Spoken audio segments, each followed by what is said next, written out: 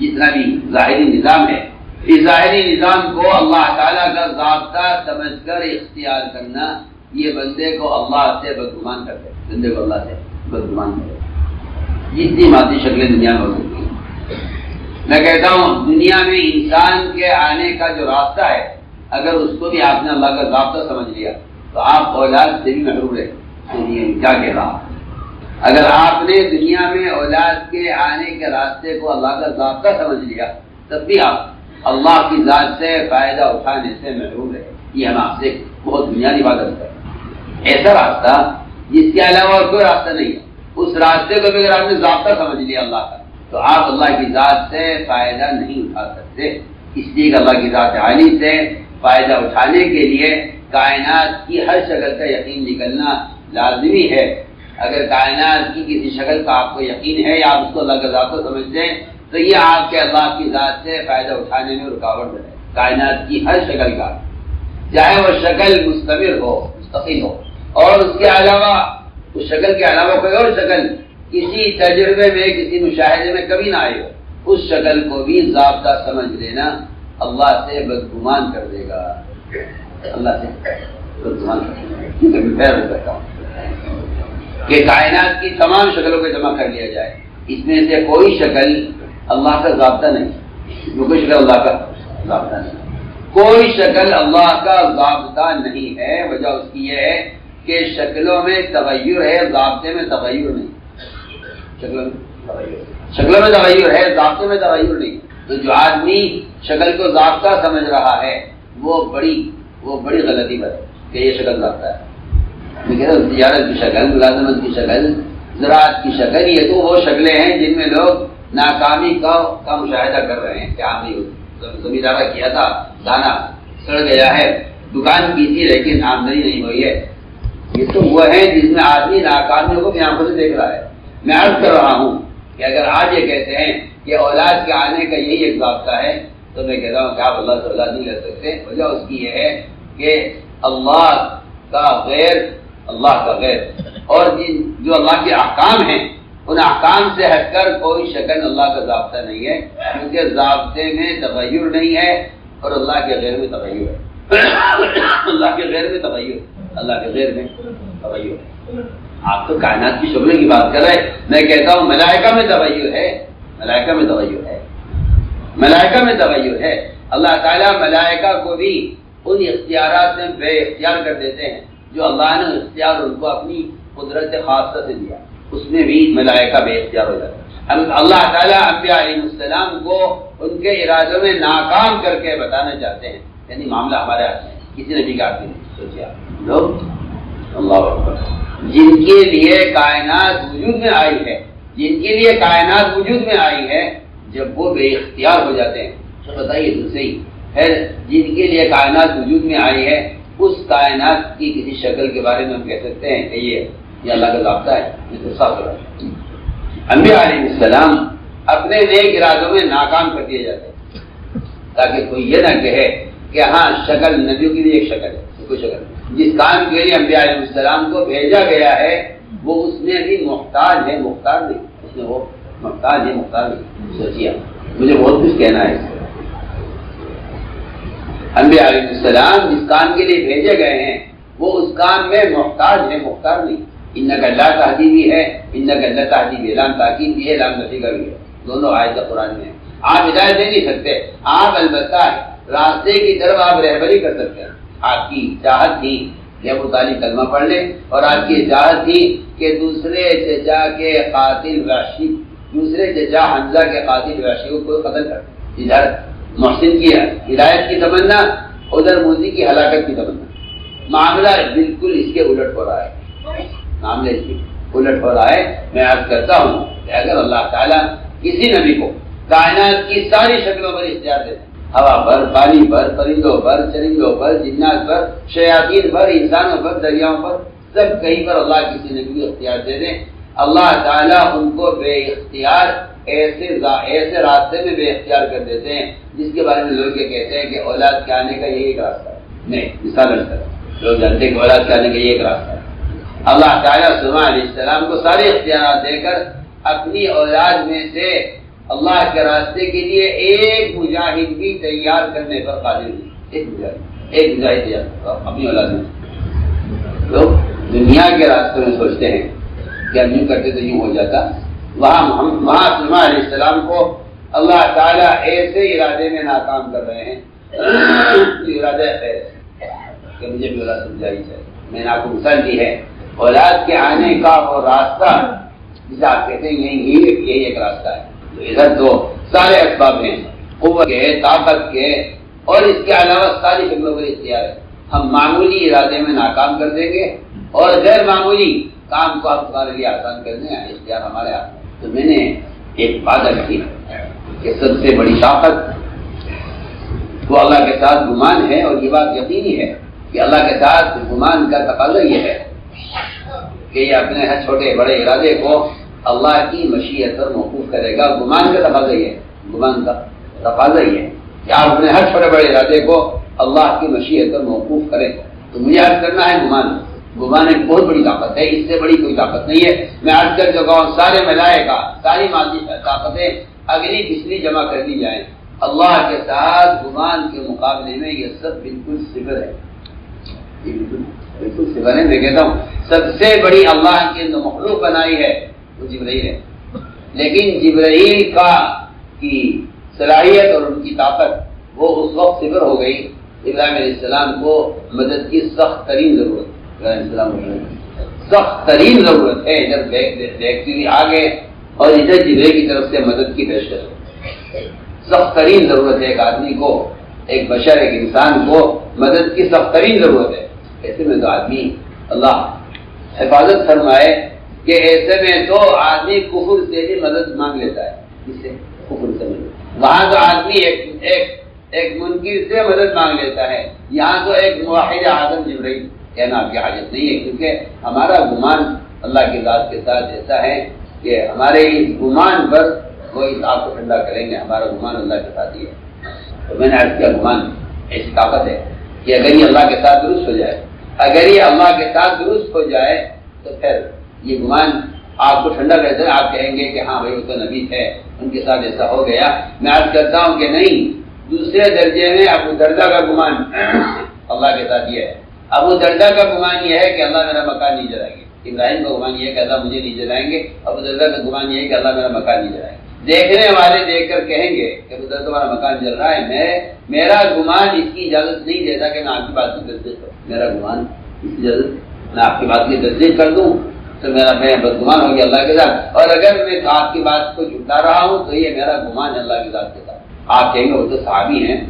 جہاں تک ملتا ہے روایتوں میں دجال کے زمانے کے مسلمان کو جب دجال آگ میں ڈالے گا اور یہ اس وقت اللہ کے ساتھ گمان درست کر لے اپنا، تو اللہ اس آخری مسلمان دجال کے زمانے کے مسلمان کی مدد ابراہیم علیہ السلام کی طرح کریں گے. یہ روایت جی بالکل اسی طرح کہ ہم اس دجال کی آگ کو اس مسلمان کے لیے اسی ٹھنڈا کریں گے جس طرح ہم نے ابراہیم کے لیے نمرود کی آگ کو ٹھنڈا کیا. میں نے عرض کیا کہ گمان، اور یہ بات حق ہے کہ اللہ تعالیٰ اپنی ذات کے ساتھ مومن کے گمان کا امتحان برے حالات میں لے گے، اچھے حالات میں نہیں. اچھے حالات میں تو کافر کا منافق کا گمان بھی اللہ کے ساتھ صحیح ہو جاتا ہے.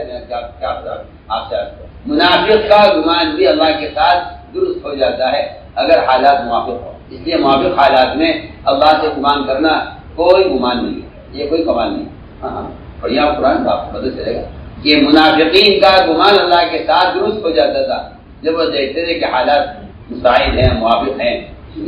ورنہ سچی بات یہ ہے کہ انبیاء سے لے کر ملائکہ، انبیاء سے لے کر صحابہ تک گمان کا امتحان برے حالات میں ہوگا. گمان کا امتحان برے حالات میں ہوگا. تمہارا اس وقت اللہ کے ساتھ کیا گمان ہے؟ حالات یہ ہیں، حالات یہ ہیں، تمہارا کیا گمان ہے؟ اگر گمان اچھے حالات میں دیکھا جائے تو میں عرض کر دیا کہ منافقین بھی یہ کہیں گے کہ ہاں ہمیں بھی اللہ کے ساتھ گمان ہے. ایسا ہونا ممکن ہے جہاں کوئی امکان نہ ہو مدد کا، وہاں اللہ کے ساتھ گمان آپ کا کیا ہے. تو میں نے عرض کیا ہے کہ گمان اللہ کے ساتھ گمان انبیاء کا، صحابہ کا، دجال کے زمانے کے مسلمان کا، اس زمانے سے لے کے اس زمانے تک اور اس نبی سے لے کر ایک عام امتی تک اگر اللہ کے ساتھ گمان ٹھیک ہے تو پھر آپ یاد رکھیں کہ اللہ تعالیٰ بذات خود بندے کے ساتھ ہے. لیکن انسانی تجربات، انسانی مشاہدے وہی اللہ سے بدگمان کرتے ہیں. جیسے میں نے عرض کیا تھا کہ جتنا اللہ کا غیر ہے، یہ اللہ کا جتنا غیر ہے اللہ سے بدگمان کرنے کے لیے کافی ہے. اگر آپ کسی شکل کا یا کسی تجربے کے اعتبار سے گمان کر لیں تو حالات انتہائی خراب. حضور اکرم صلی اللہ علیہ وسلم اپنے آپ کو پیش کر رہے آنے والے قبائل پر، ان کوئی بات ماننے کو تیار نہیں، کوئی بات سننے کو تیار نہیں ہے. انتہائی حالات سخت ہیں. آپ اس کے انتظار میں نہیں ہیں کہ یہ اگر موافقت کر جائیں مجھ سے تو میں کام شروع کروں. نہیں، آپ صلی اللہ علیہ وسلم آنے والے قبائل میں آپ کو پیش کر رہے ہیں. حالات انتہائی خراب ہے. آپ آنے والے قبائل پر اپنے آپ کو پیش کر رہے ہیں. انتہائی حالات خراب ہے. بکر بن وائل قبیلے سے آپ نے فرمایا کہ اگر تم مجھے اپنے ساتھ لے چلو فارس، میں اپنا وطن چھوڑ کر یہاں سے جانے کو تیار ہوں، مجھے اپنا ایک فریضہ ادا کرنا ہے. بکر بن وائل قبیلے نے کہا کہ ہمیں فارس بادشاہ کا خوف ہے، اگر آپ اپنے ساتھ لے گئے تو وہ ہمیں بخشے گا نہیں اور ہمارا حضور قبول نہیں کرے گا، لہٰذا ہم آپ کو نہیں لے جا سکتے.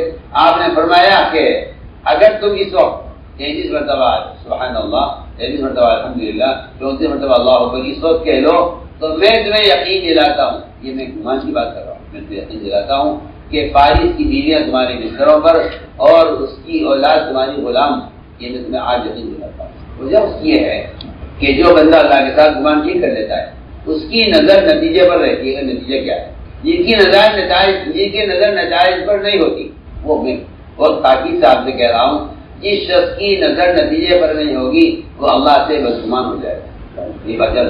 جس کی نظر نتیجے پر نہیں ہے وہ اللہ سے بدگمان رہے گا، اور جو اللہ تعالیٰ سے بدگمان ہو جائے گا وہ بدحال ہو جائے گا. یہ اصل بات ہے، وہ بدحال ہو جائے گا. یہ میں بہت بنیادی بات کر رہا ہوں، وہ بدحال ہو جائے گا جو اللہ سے بدگمان ہو جائے. آپ نے فرمایا بکر بن وائل قبیلے سے اگر تم اس وقت 33 مرتبہ سبحان اللہ، 33 مرتبہ الحمدللہ، 34 مرتبہ اللہ اکبر کہہ لو تو فارس کی بیویاں تمہارے بستروں پر اور فارس کی اولاد تمہاری غلام بھی میں تم سے وعدہ کرتا ہوں. کیونکہ نظر نتیجے پر ہے. حالات اور بگڑے حالات. آپ صلی اللہ علیہ وسلم کو مکہ مکرمہ چھوڑنے پر کفار نے مجبور کر دیا. آپ جن حالات میں چھپ کر نکل رہے ہیں اور وطن کے فراق آپ کو پر بے انتہا غم اور اثر ہے، وہ وطن کا فراق نہیں ہے.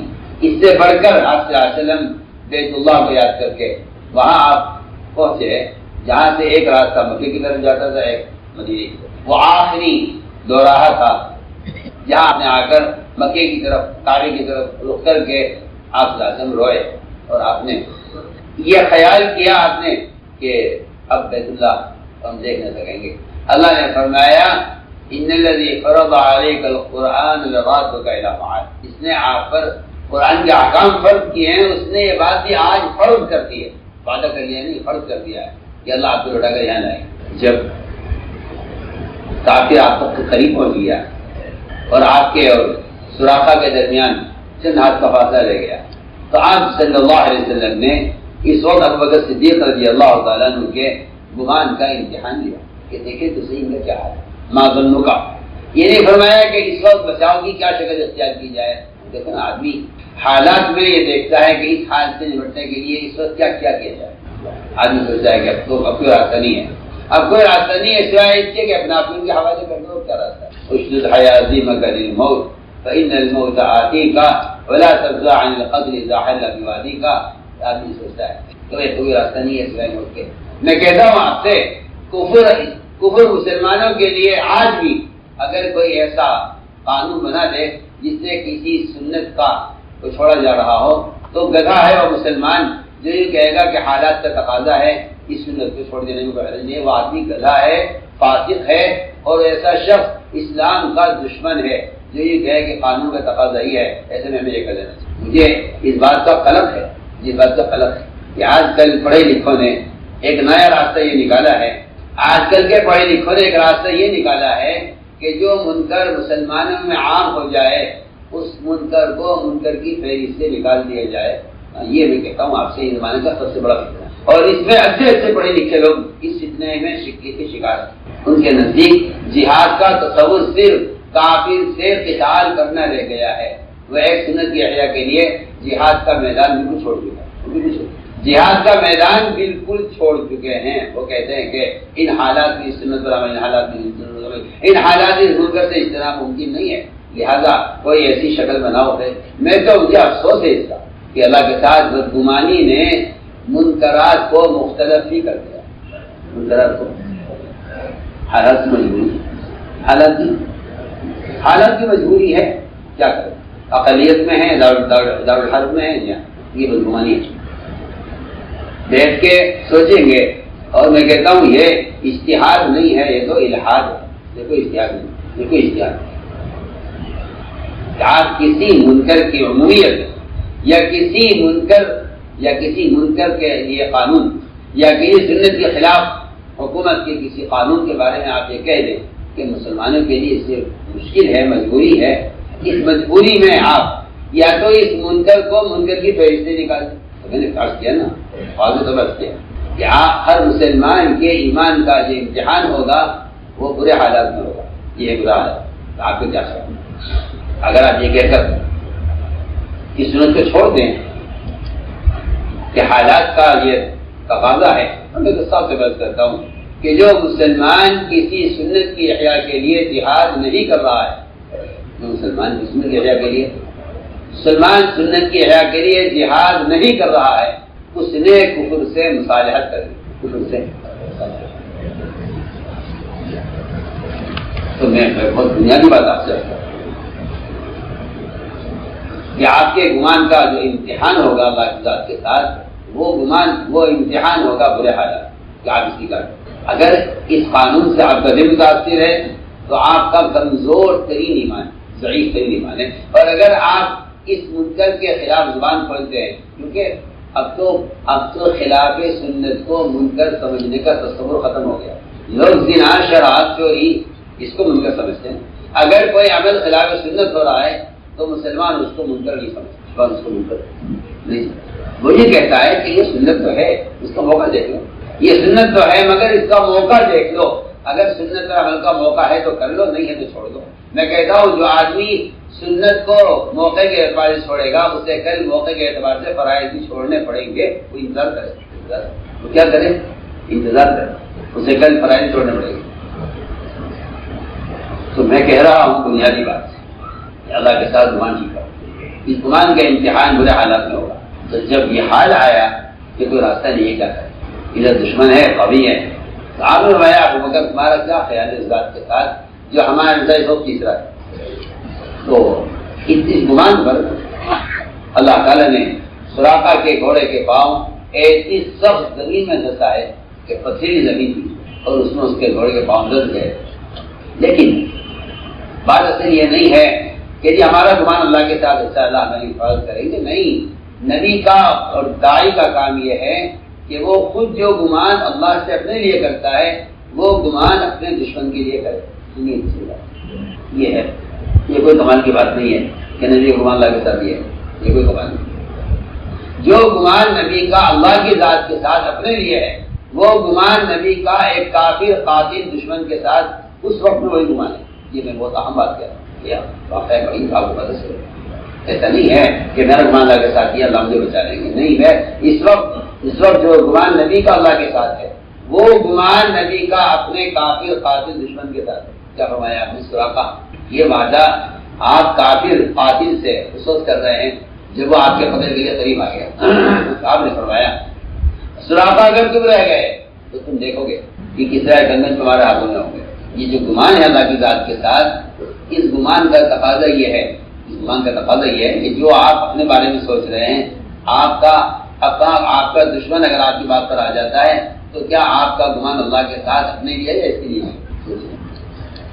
اگر تم بات تسلیم کر لو تو میں تم سے آج کہتا ہوں اتنے برے حالات میں اتنا اچھا گمان. اور اپنے لیے صرف اپنے کافر قاتل کے لیے بھی یہی بات ہے کہ سراقہ اگر تم یہ بات قبول کر لو تو کس طرح آپ کے کنگن تمہارے ہاتھوں میں. عمر رضی اللہ تعالیٰ عنہ بار بار کہتے رہے ساتھیوں سے کہ نہیں ابھی سارا سامان نہیں آیا، نہیں ملک قلعہ خالی ہو گیا ہے کس طرح کا، سارا سامان ڈھیر لگا ہوا ہے. فرمایا کہ نہیں، ابھی ایک وعدہ باقی ہے سراقہ سے ہونا. جو یہ بیٹھا ہوا ہے سامنے سراقہ، اس سے ایک وعدہ ہونا باقی ہے کہ وہ صندوق لاؤ جس میں کسرا کے بدن میں استعمال ہونے والا سامان تھا وہ لے کے آؤ.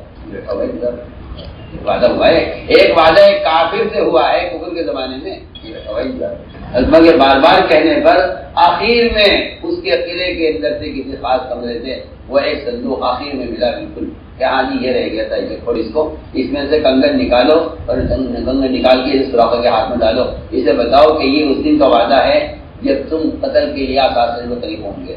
گمان تو میں پیار سے کہتا ہوں کہ ساری خیر اللہ کے ساتھ اس نے زن سے ہے، اور سارا دنیا میں فساد اور سارا نقصان اور ساری ناکامیاں وہ اللہ کے ساتھ بدگمانی میں ہیں، اللہ کے ساتھ۔ اس لیے کہ اللہ تعالیٰ نے کہا تو اللہ کے تو اس حدیث قدسی کا تو مفہوم یہ ہے کہ میں اس کے ساتھ ہوں جو اس سے میرا گمان کرے، میں اس کے ساتھ ہوں جو میرا گمان ٹھیک کرے۔ تو آپ اگر غور کریں گے اس سیرت میں تو ایسے گمان کا امتحان ہمیشہ برے حالات میں ہوگا، ہمیشہ برے حالات۔ اگلی بات یہ ہے کہ انسانی کچھ تجربات ہوتے ہیں وہ بھی ایسا بدگمان کر دیتے ہیں، انسانی کچھ تجربات، انسانی تجربات ہوتے ہیں وہ بھی بدگمان کر دیتے ہیں۔ ایک صاحب کو بخار ہوا، بخار ایک عمومی بیماری ہے اور ایک معمولی بیماری ہے۔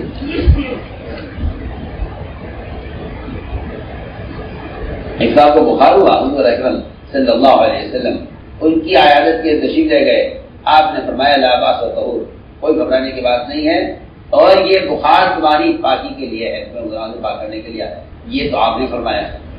اس نے تجربے کی بات کی، اس نے تجربے کی بات کی، اس نے کہا کہ نہیں جی آپ کیا بات کر رہے ہیں، یہ بخار تو مجھے قبرستان میں جا کر چھوڑے گا، یہ بدگمانی ہے۔ تجربہ ہے نا انسان کا، تجربہ ہے انسانی تجربہ۔ اس نے کہا یہ بخار تو مجھے قبرستان میں جا کر چھوڑے گا، آپ نے فرمایا فنعم یظن، اگر تمہارا خیال اللہ کے ساتھ یہ ہے تو پھر تمہارے لیے موت ہی مناسب۔ بتائیے اس سے ایک تجربہ بخار کا، ایک بخار کا تجربہ، اس بخار کے تجربے نے اور اس بدگمانی نے نبی کی زبان سے اس کے لیے موت کا فیصلہ کروایا ہے۔ ٹھیک ہے تم کہہ رہے اگر تمہیں صحت اور طہارت، اگر اس بخار سے تمہارا ارادہ صحت اور طہارت کا نہیں ہے تو پھر تمہارے لیے ہلاکت ہی مناسب۔ یہ میں اس سوال کا خلاصہ یہ ہے بنامزن، اس جواب کا خلاصہ یہ ہے کہ ٹھیک ہے تو آپ کے لیے ہلاکت ہی مناسب ہے، کیونکہ آپ نے ہماری بات کے مطابق اپنا گمان نہیں کیا، آپ کا گمان اس بخار سے ہلاکت کا ہے تو آپ کے لیے ہلاکت مناسب ہے۔ تو میرے دوستوں ایک بات نہیں ہے کہ اللہ کے ساتھ آدمی گمان درست رکھے، حالات کیسے بھی اللہ کے ساتھ گمان درست رکھے، حالات کیسے بھی ہوں۔ دوسری بات یہ ہے کہ جس طرح اللہ کی ذات کے ساتھ اچھا گمان کرنا یہ سخت سے سخت برے سے برے حالات کو پلٹ دیتا ہے۔ آپ کے سامنے مثالیں جو رکھی گئی ہیں، جس طرح اللہ کے ساتھ اچھا گمان کرنا برے سے برے حالات کو پلٹ دیتا ہے، اسی طرح اللہ کی مخلوق کے ساتھ اچھا گمان کرنا یہ بھی سخت سے سخت دلوں کو پلٹ دیتا ہے۔ بعض ایسے کفار، بعض ایسے مشرکین ہیں جو حضور اکرم صلی اللہ علیہ وسلم ان کی تمام اذیتوں کے باوجود ان کے ساتھ آپ اچھا گمان رکھتے، بلکہ آپ بعض اذیت دینے والے کفار کی صلاحیتوں کا اور ان کی استعداد کا اور ان کی عقل اور سمجھداری کا تذکرہ اپنے صحابہ کے درمیان کیا کرتے تھے۔ یہ بڑا سمجھدار ہے، یہ تو بڑا عقل مند ہے، یہ تو بڑی صلاحیت والا ہے، یہ بڑی صلاحیت والا آدمی ہے۔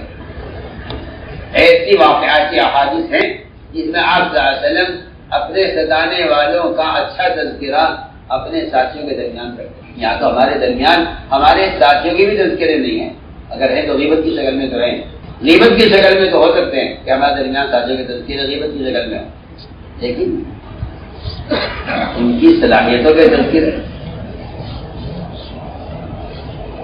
بڑی آپ سیدھا تو آپ پتہ چلے گا کہ بعض بڑے متشدد کافروں کا تذکرہ آپ اپنے صحابہ کے درمیان ان کی صلاحیتوں کی تعریف سے کرتے تھے۔ وہ بات ان کو پہنچتی تھی، اور یہ بات انسان کی فطرت ہے یہ کہ جب اس کی کسی اچھی بات کا تذکرہ کیا جاتا ہے تو یہ تذکرہ تعصب کو ختم کر دیتا ہے۔ اس لیے کہ میں پھر آپ سے عرض کرتا ہوں، کفر و اسلام کے درمیان ایک بہت بڑی رکاوٹ تعصب ہے، اور خدا نہ کرے اگر یہ تعصب اہل حق میں آ جائے تو اہل حق بھی حق کو اس طرح رد کر دیں گے جس طرح کافر حق کو رد کر دیتا ہے۔ میری بات کا سمجھنا کوئی آسان کام نہیں. اہل حق بھی حق کو رد کر دیں گے اگر تعصب پیدا ہو گیا. اہل حق بھی حق کو رد کر دیں گے اگر تعصب پیدا ہو گیا. اس تعصب کا جو علاج ہے وہ یہ ہے کہ آپ اپنے دشمن کی کسی خصلت کا خیر کے ساتھ تذکرہ کریں. گمان کا تقاضا ہے. گمان کا یہ تقاضا ہے کہ آپ ایک کافر کے بارے میں بھی، اس لیے قرآن نے تو صاف کھل کر کہا ہے کہ تم ان بتوں کی پوجا کرنے والے اور ان میں سے جو تمہارے مقابلے پر ہیں تم ان کو برا مت کرو، ان کو برا مت کرو. اسلام میں تو اتنا ادب ہے، اسلام میں تو اتنا ادب ہے کہ اہل کتاب کو اہل کفر کہہ کر نہیں مخاطب کیا، اہل کتاب کو اہل کتاب کہہ کر مخاطب کیا. اہل کتاب کو یہ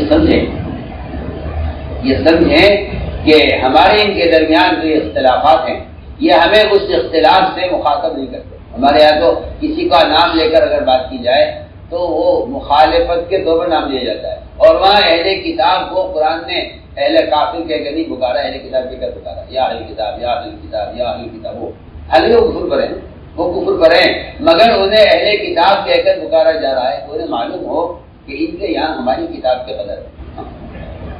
یہ تعصب کو ختم کیا جائے، چاہے وہ اہل حق کے درمیان ہو یا وہ اہل باطل اور اہل حق کے درمیان ہو. یہ کہ تعصب سب سے بڑی رکاوٹ ہے جو آدمی کو حق قبول کرنے سے روک دیتی ہے، چاہے وہ تعصب اہل حق میں کیوں نہ ہو، چاہے وہ تعصب اہل حق میں کیوں نہ ہو، اور تعصب کی وجہ سے حق کو رد کرتے ہیں. یہ کہ تقابل ایسی چیز ہے کہ تقابل ایسی چیز ہے جو تعاون سے بالکل روک دیتی ہے، چاہے بات کتنی بھی حق ہو، کام کتنا بھی حق ہو، تقابل تعاون سے روک دیتا ہے. ہم تعاون نہیں کریں گے، لیکن مقابلہ ٹھہر گیا ہے. کیا ٹھہر گیا؟ مقابلہ ٹھہر گیا، تعاون کا سوال ہی نہیں. ہم نے عرض کیا کہ یہ ایک بات ہے کہ تم دشمن کے ساتھ اچھا گمان کرو تو پھر دوست کے ساتھ گمان کا کیا درجہ ہوگا. جس دشمن کے ساتھ اچھے گمان کا آپ کا معمول ہے، تو میں نے عرض کیا کہ جس طرح اللہ کے ساتھ اچھا گمان کرنا حالات کو پلٹ دیتا ہے، اس طرح مومن کا مومن کے ساتھ گمان یہ بھی دلوں کو پلٹ دیتا ہے، یہ بھی دلوں کو پلٹ دیتا ہے. عمر رضی اللہ تعالیٰ عنہ، عمر نے ایک شخص کو جن کا نام تھا سعید بن عامر بن حزی الجمحی، عمر رضی اللہ عنہ نے ان کو ملک شام پر گورنر بنا. وہاں کے لوگوں نے آ کر حضرت عمر سے اپنے امیر کی شکایت کی کہ ہمارے امیر صاحب کے اندر یہ عیب ہے، یہ عیب ہے، یہ عیب ہے، یہ عیب ہے، یہ. اور یہ میں آپ سے عرض کرتا ہوں کہ یہ بیماری ہے، یہ ایک بیماری ہے اور آج بھی ہے لوگوں میں کہ اپنے عمرا کی شکایتیں کرنا، یہ آج بھی بیماری ہے لوگوں میں. اور یہ خیال کرنا کہ امیر تو ایسا ہونا چاہیے، ایسا ہونا چاہیے، میں خود چاہے جیسا بھی ہوں لیکن ہمارا امیر صاحب کو ایسا ہونا چاہیے. یہ ایک بیماری ہے، یہ ایک بیماری ہے، اس کا علاج ضروری ہے. میں خود جیسے میں معمول جیسے چاہوں گا لیکن امیر صاحب کو ایسا ہونا چاہیے. آپ کو معلوم ہونی چاہیے یہ بات کہ امام کو نسیان جو ہوتا ہے وہ مقتدی کی غفلت سے ہوتا ہے. آپ صلی اللہ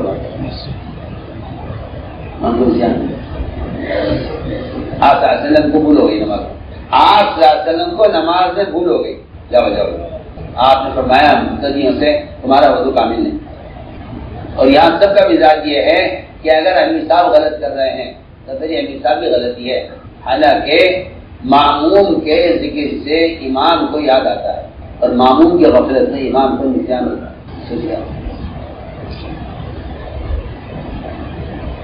جو معاملہ معموم اور امام کا ہے وہی معاملہ معمور اور امیر کا ہے. ہاں تو لوگوں کی عادت تھی امیر صاحب کو ایسا ہونا چاہیے، ایسا ہونا چاہیے، ایسا ہونا چاہیے. ایک علاقے میں شورا بندی تھی تو ایک صاحب کھڑے ہوئے. آج کل مزاج یہ بن گیا لوگوں کا کہ میں کھڑے ہو کر زور سے کچھ کہوں گا تو میری حیثیت بنے گی اور لوگوں میں میری رائے اور میرے متعلقین اور میری رائے سے اتفاق کرنے والے مجھے اپنا لیڈر بنا لیں گے. حالانکہ یہ متکبر ہے، حالانکہ یہ متکبر ہے جو مجمع میں کھڑے ہو کر کسی بات پہ اعتراض کر رہا ہے. یہ اس کے تکبر کی علامت ہے. اس کی تکبر اگرچہ منکر کیوں نہ ہو، اگرچہ وہ منکر کیوں نہ ہو، اگر وہ اعلانیہ کسی کو منکر سے روک رہا ہے تو یہ اس کے دماغ میں، اس کے دل میں تکبر ہے اور اس کے دماغ میں فساد ہے. ورنہ آدمی سمجھتا ہے کہ اگر میں کھڑا ہو کر کوئی بات کروں گا تو لوگوں کے درمیان میری حیثیت بنے گی. اللہ کیا نہیں، یہ تو تمہاری حیثیت کے برباد ہونے اور تمہارے اپنے مقام سے گرنے کا سبب ہے. اس نے حضور اکرم صلی اللہ علیہ وسلم صاف فرمایا ہے کہ مجھ سے کوئی میرے ساتھی کی شکایت نہیں کیا کرے، مجھ سے کوئی میرے ساتھی کی شکایت نہ کرے. یہ آپ کی حدیث ہے.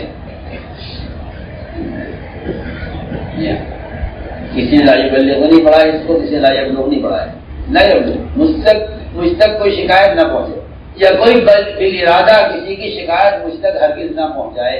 ایک میں چاہتا ہوں کہ میں تمہارے سامنے لکھوں تمہارا سینہ سب کی طرف سے صاف ہو. تو لوگ اپنے امیروں کی شکایتیں خود پہ لکھتے ہیں. بتاؤ تو صحیح، جو اپنے امیر کی شکایت لکھ رہا ہو وہ اپنے امیر کی اطاعت کر سکتا ہے. اپنے امیر کی اطاعت کر سکتا ہے. جو اپنے امیر کی شکایت لکھے وہ اپنے امیر کی اطاعت کر سکتا ہے. یہ ایک شیطانی کیا کہنا چاہیے کہ حربہ ہے کہ امیر صاحب کیسا ہونا چاہیے.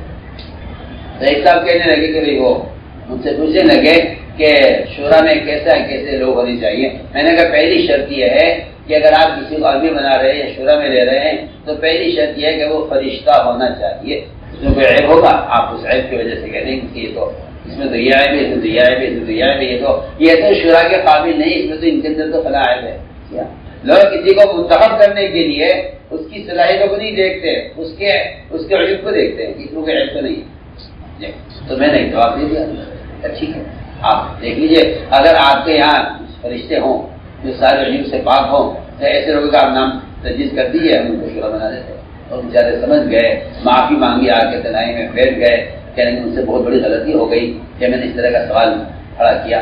تو میں اس طرح سے کہ انہوں نے آ کر امیر صاحب کے ساتھ حضرتوں کے سامنے بات رکھی کہ آدمی بہت اچھا ہے مگر کچھ ایسی ان کے اندر کچھ ایسی چیزیں ہیں جس کی وجہ سے جو عمارت کے کی ذمہ داریاں ہیں اور جو تقاضے ہیں وہ پورے نہیں ہو پا رہے ہیں.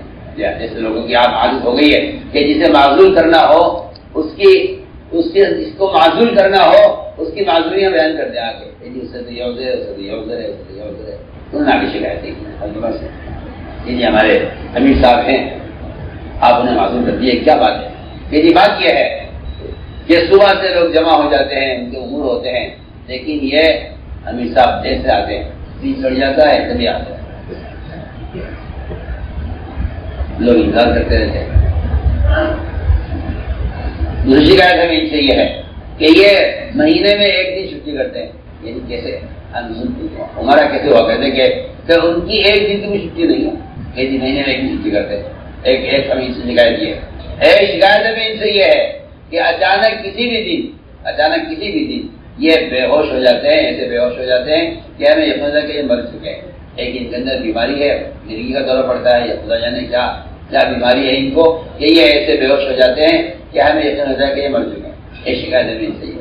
ایک چوتھی شکایت یہ ہے کہ اگر کوئی مسئلہ پیش آ جائے رات میں تو یہ ہماری آواز سنتے نہیں ہیں، عشاء کے بعد دروازہ بند کر لیتے ہیں، صبح تک ملتے نہیں. یہ ہمیں شکایت ہے، لہٰذا آپ نے معذور ہیں. عمر رضی اللہ تعالیٰ عنہ نے یہ ساری شکایتیں سنی اور اس زمانے کے لوگ مخلص لوگ ہوا کرتے ہیں. کسی پہ جھوٹا الزام لگا دینا یا کسی کو بدنام کر دینا یہ تو خیال بھی نہیں تھا اس کا، لیکن جو دقتیں تھیں وہ پیش کر دیا حضرت عمر کے سامنے. حضرت عمر یہ شکایتیں سن کر اللہ کی طرف متوجہ ہو، اللہ سے کہا اے اللہ اس بندے کے بارے میں اس کی شکایتیں کر رہا ہوں، میرا گمان اس کے بارے میں اچھا ہے اور تو اس پر قادر ہے کہ میرے گمان کے مطابق کر. آپ سوچیے یہ نہیں کہ اصلاح کر دیں، یہ نہیں روایت میں کس آدمی کی اصلاح کر دے اسے غلطی کرتا ہے، یہ نہیں یہ روایت ہے اللہ اس کی اصلاح کر دے، بلکہ روایت میں یہ ہے حضرت عمر نے اللہ سے یہ کہا کہ میرا گمان اس کے بارے میں اچھا ہے، تو اس پر قادر ہے کہ میرے گمان کے مطابق اس کے ان عیوب کو خصلتوں میں تبدیل کر دے. تو شکایت کے پیش کی جا رہی ہے ان کو اچھی عادتوں میں تبدیل کروانا، میرا گمان اس کے بارے میں اچھا ہے تو میرے گمان کے مطابق کرنے پر قادر ہے. اور انہوں نے بلایا ان کو اور بلا کے فرمایا کہ یہ تمہاری رعایا کے لوگ ہیں، تمہاری شکایتیں کر رہے ہیں. یہ چار باتیں انہوں نے کہی ہیں. انہوں نے کہا سعید بن عامر نے کہا مومنین یہ میرے اللہ کے درمیان کے کچھ راز کی چیزیں ہیں، آپ یہ نہ کھلوائیے میں کہ نہیں آپ کو بتلانا پڑے گا، آپ کی رعایت شکایت جا سکتی۔ میری بات یہ ہے، اللہ نے بیوی کا نان نفقہ میرے ذمہ کیا ہے، کھانا پکانا، آٹا گوندنا، آٹا پیسنا، یہ اس کی کوئی ذمہ داری نہیں ہے۔ اللہ شریعت نے بیوی کی خدمت اور اس کے کھانے کا انتظام میرے ذمہ کیا ہے۔ میں صبح اٹھتا ہوں، دانے پیستا ہوں، اس کا آٹا بناتا ہوں، اس کا آٹا گوندتا ہوں، اس کے کھانے کا انتظار کرتا ہوں، کھانا تیار کرتا ہوں، روٹی خود بناتا ہوں اپنے اور اس کے کھانے کا انتظام کر کے، اس میں مجھے تاخیر ہوتی ہے نکلنے میں، اس کے بعد میں باہر آتا ہوں، اس لیے کہ آپ نے مجھے کوئی خادم گھر کی ضرورت کے لیے نہیں دیا ہے۔ آپ نے مجھے گورنر بنایا ہے علاقے کا، لیکن آپ نے مجھے کوئی خادم نہیں دیا، میں نے کوئی خادم نہیں رکھا۔ گھر کے سارے کام میں خود کرتا ہوں، بیوی کو کھانا دے کر میرے باہر آتا ہوں، میرے گھر کی خادم نہیں ہے، یہ میرا معمول ہے، اس لیے مجھے صبح نکلنے میں دیر ہو۔ کیا وجہ ہے کہ تم رات کو دروازہ بند کرتے صبح تو کھولتے نہیں ہو؟ کہا نہیں، میرا انصاف ان سے کہا ہوا ہے صبح سے لے کے شام تک میں تمہاری خدمت کے لیے تیار ہوں۔ میں نے رات کی ہوئے حاجت کے لیے میں عشاء کے بعد مسئلے پر کھڑا ہوتا ہوں تو صبح تک تعجیل میں رہتا ہوں، اور یہ میرا معمول ہے، اس لیے میں رات کو میں نے حاجت سے نہیں کی ہوئی ہے، دن مخلوق کے لیے کیا ہوا ہے۔ یہ مجھ سے شکایت کرتے ہیں کہ تم رات کو کیوں نہیں ملتے؟ نہیں، میں رات کو ملنے کا میرا وقت نہیں ہے، کیونکہ دن مخلوق کے لیے ہے، رات حاجت کے لیے، یہ میرا معمول ہے۔ اللہ کا شکر ادا کیا کہ اللہ تیرا شکر ہے کہ تو نے عمر کے گمان کے مطابق کر دیا۔ دیکھیے نا، گمان ہے ایک شخص کے بارے میں اچھا گمان، جبکہ رعایا کے نزدیک یہ عیوب ہیں، حضرت عمر نے اس کے عیوب کو اپنے اچھے گمان کے ذریعے اللہ سے کہہ کر انہیں خصلتوں میں تبدیل کرایا۔ حیران ہو گئے شکایت کرنے والے سن کر، انہیں پتہ ہی نہیں ہے کہ وجہ کیا ہے۔ اور کیا شکایت ہے؟ کہ یہ شکایت یہ ہے کہ اچانک کسی بھی دن بے ہوش ہو جاتے ہیں۔ بتاؤ یہ کیا، یہ کوئی بیماری ہے تمہیں؟ اس کا علاج کرایا جائے، اور اگر اس کا علاج نہیں ہو رہا ہے تو ڈاکٹر معذور کر دیا جائے۔ تعلیم بات یہ ہے کہ ایک صحابی کے قتل میں کفار کے ساتھ شریک تھا، زبان جاہلیت تھا، میں اسلام لے آیا۔ جب مجھے یاد آتا ہے اس صحابی کو قتل کرنا مجھے یاد آتا ہے تو میں بے ہوش ہو جاتا ہوں اس فکر میں کہ اللہ مجھ سے سوال کریں گے قیامت میں کہ تم نے اسے قتل کیوں کیا۔ حالانکہ تو جانتے ہیں ہندوستان میں ایسی مکانہ قبل ہو کہ اسلام پچھلے سارے جرائم اسلام ختم کر دیتا ہے، مگر مجھے اس بات کا غم اور فکر ہوتا ہے کہ اللہ مجھ سے سوال کریں گے کہ تو نے فلاں صحابی کو قتل کرنے میں کفار کی مدد کیوں کی ہے۔ جب مجھے اس کا خیال آتا ہے تو میں اس غم میں بے ہوش ہو جاتا ہوں۔ یہ کیا بات ہے کہ تم مہینے میں ایک چھٹی کرتے ہو کہ جی آپ نے مجھے مدینے سے روانہ کیا تھا، میں ایک کرتا بدن پر پہن کے آیا تھا، میرے ساتھ کوئی کپڑے نہیں تھے، وہ کرتا آج تک میرے بدن پر ہے، میں اسی کرتے کو مہینے میں ایک مرتبہ دھوتا ہوں، اور وہ اونی کپڑا ہے موٹا، وہ دھل کر گیلا ہو جاتا ہے، اس کا پانی نچوڑنا مشکل ہوتا ہے، میں اس کے سوکھنے کا انتظار کرتا ہوں، وہ سوکھ جاتا ہے تو اس سے سخت ہو جاتا ہے کہ اس کا پہننا مشکل ہے، میں رگڑ کر اس کو نرم کرتا ہوں تاکہ پہننے قابل ہو جائے۔ مجھے مہینے میں ایک دن چاہیے ہوتا ہے اپنے کپڑے تیار کرنے کے لیے، اپنا کرتا دھونے کے لیے، اس کے علاوہ اور کوئی وجہ نہیں۔ تو میں کیا کر رہا ہوں، مثال میں نے بدگمانی کہاں سے ہوتی ہے؟ بدگمانی کہاں سے ہوتی ہے؟ قرآن نے بدگمانی کی ابتدا جو کی ہے وہ شیاطین کے وساوس سے کی ہے۔ یہ شیاطین ایمان والوں کے دل میں، ایمان والوں کی طرف سے پہلے بدگمانی شیطان پیدا کرتا ہے، بدگمانی شیطان پیدا کرتا ہے، پھر آدمی اس بدگمانی کی تحقیق کرتا ہے، ظن تجسس، یہ قرآن کی ترتیب ہے۔ پہلے ظن بدگمانی شیطان کی طرف سے، پھر اس بدگمانی پر تجسس ہوتا ہے۔ جی ہاں، یہ تو میں کہتا ہوں اس برس میں بہت لوگ مبتلا ہے، کہتے ہیں تحقیق کرو، کیوں کرو تحقیق؟ آپ کو جو بحث اور تحقیق کرنے کا حکم دیا گیا تھا وہ اچھی باتوں کے اور نئے خصلتوں کی تحقیق کا ایک حکم دیا گیا تھا، ورنہ میں آپ کو اکثر بات کر دیتا ہوں۔ تو میں نے عرض کیا کہ پہلے پیدا ہوتا ہے، پہلے پیدا ہوتی ہے بدگمانی، بدگمانی شیطان پیدا کرتا ہے وساوس کے ذریعے، بلکہ حدیث تو یہاں تک ہے کہ وہ وساوس ہی نہیں پیدا کرے گا، وہ تو بڑے بزرگ کی شکل میں اور بڑی نورانی شکل میں آپ کے پاس آ کر ایک خبر آپ کو پہنچائے گا۔ حدیث میں ہے کہ آپ اس کی بات کو مجھ سے متاثر ہو جائیں گے، اور بلکہ یہاں تک آتا ہے بعض لوگوں کی زبانوں پر آپ دیکھیں گے کہ ایسا آدمی ہے جس کو جھٹلایا نہیں جا سکتا، اور اس کی شکل ایسی تھی کہ اس پر اعتماد کیا جا سکے گا، اور ایسا آدمی تھا کہ اس کا چہرہ دیکھ کر ہم کہہ سکتے ہیں کہ ہاں یہ آدمی جھوٹی بول سکتا ہے، اس نے یہ بات کہی۔ حدیث میں ہے کہ اس بات کو کہنے والا شخص وہ شیطان ہی تھا اور وہ اچھے بزرگ کی شکل میں آ کر ایک بات تمہارے ذہن چھوڑ گیا ہے، اب تم اس بات کو آپس میں ایک دوسرے سے کہو گے، کوئی پوچھے گا کس نے کہی ہے، تم کہو گے میں اس کو نام سے نہیں جانتا، شکل سے جانتا ہوں، فرمایا کہ وہ شیطانی ہے، حدیث ہے، اور آپ اس بات کو لے کے پھر رہے ہیں، تحقیق کر رہے ہیں کہ میں نے ایسا سنا ہے، آپ کو پتہ ہی نہیں ہے کہ آپ کے ساتھی کے بارے میں یہ بات شیطان بڑی اچھی شکل میں آ کر آپ سے ایک بات کہہ گیا۔ یہ صرف نبی کی شان ہے کہ شیطان نبی کی شکل میں نہیں آ سکتا، ورنہ بڑے سے بڑے بزرگ کی شکل میں آ سکتا۔ ہاں، اس کو جو تمثل پر قدرت نہیں ہے وہ صرف آپ کی شکل بنانے پر قدرت نہیں ہے، سب بات، ورنہ شیطان کسی بھی شکل میں آ سکتا ہے۔ تو میں نے عرض کیا کہ تجسس ہم عیب تلاش کرتا ہوں کہ پولیس والوں کو لوگ بری نظر سے دیکھتے، کہیں کسی ملک کی پولیس ہو، پولیس کو کوئی نظر نہیں دیکھتا، کیوں؟ اس لیے کہ پولیس مجرمین کو مجرم کی نظر سے دیکھتے ہیں، پولیس مجرم کو مجرم کی نظر سے دیکھتے ہیں، مجرم، اور وہ مجرمین کو تلاش کرتے ہیں، اس لیے ان کو اس نظر نہیں دیکھتے۔ ایسے آدمی سے کہ طرف سے دل میں بغض پیدا ہو جاتا ہے، نفرت پیدا ہو جاتی ہے، جو آدمی مسلمانوں کے عیوب کو تلاش کرتا ہو، ایسے لوگوں کی اللہ تعالیٰ مسلمانوں کے دلوں میں نفرت پیدا کر دیتے ہیں، یہ ایک حقیقت ہے۔ تو ہم نے عرض کیا کہ بدگمانی پیدا کرتا ہے شیطان، اس بدگمانی پر خیر تحقیق ہوتی ہے کہ دیکھو بھائی ایسا ہے یا نہیں ہے، کیوں آپ کا دل کیوں نہیں کہتا کہ نہیں ہے ایسا؟ اگر ایسا ہے تحقیق کرنا حرام ہے، اگر ایسا نہیں ہے تو توبہ لگانا حرام ہے، دونوں باتیں۔ امام شافعی رحمۃ اللہ علیہ سے ایک شخص نے ان کے ایک مخالف کی طرف سے سچی بات ان کو پہنچائی کہ جی وہ آپ کے بارے میں یہ کہتا ہے، یہ کہتا ہے، یہ کہتا ہے، یہ کہتا ہے، یہ کہتا ہے۔ امام شافعی سن کر کہنے لگے اگر تم سچ بول رہے ہو تو تم چغلخور ہو، اور چغلخور جنت میں داخل ہوگا، اور اگر تم جھوٹ بول رہے ہو تو تم فاسق ہو، فاسق میں جنت میں داخل نہیں ہوگا۔ دونوں باتیں کرو، یہ تم نمام ہو یا فاسق ہو، چغلخور ہو، چغلخور جنت میں نہیں جائے گا اگر تم سچ بول رہے ہو۔ عبداللہ بن عمر سے ایک صاحب نے آ کر صرف اتنا پوچھ لیا کہ بھئی یہ اختلاف ہو رہا ہے صحابہ میں، آپ کس طرف ہیں؟ آج کل یہ سوال ہمارے تبلیغ کے میدان میں بہت زیادہ ہے، آپ کدھر ہیں، آپ کدھر ہیں، آپ کدھر ہیں، آپ کدھر ہیں۔ میں کہتا ہوں یہ سوال ہی ذبح امت کو ذبح کرنے کے لیے سوال ہی کافی ہے کہ آپ کدھر ہیں، امت کو ذبح کرنے کے لیے سوال ہی آپ کدھر ہیں، یہ سوال امت کو ذبح کرنے کے لیے کافی ہے کہ آپ کس طرف ہیں۔ آپ مذاہب اربعہ حق ہیں، اس کے بارے میں آپ سوال نہیں کر سکتے کہ آپ کا کیا مذہب ہے، شریعت میں یہ سوال غلط ہے، یہ سوال ہے ہی نہیں کہ آپ کا مذہب کیا ہے، سوال یہ ہے کہ آپ کا طریقہ عمل کیا ہے۔ یہ بات تو میں آتی ہے آپ کا